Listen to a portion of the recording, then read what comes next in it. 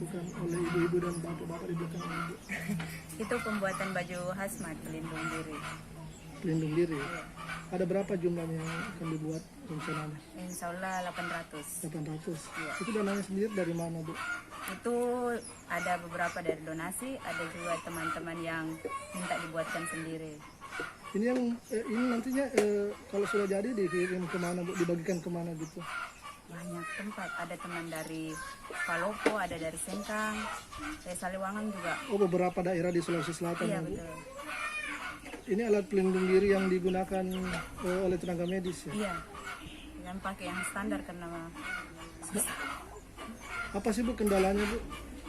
pertama bahan bakunya paling susah didapat. Paling susah didapat. Iya, susah sekali. Dalam sehari, Bu, berapa yang bisa dibuat, Bu, dihasilkan gitu? Ini 2 hari sudah ada nih 100 lebih. Sudah ada 100 lebih. Iya.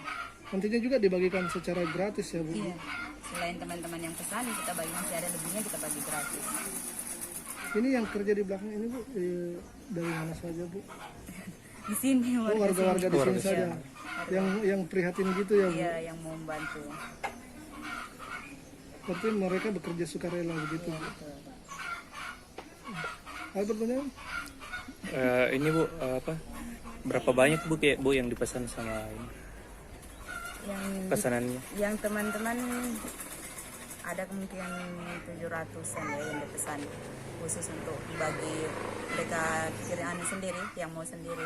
Tapi yang diutamakan, Bu, rumah sakit yang ada di Maros, ya, Bu? Iya, yang di Maros tadi ada dokter yang minta, dan pasti kalau mereka datang kita akan kasih.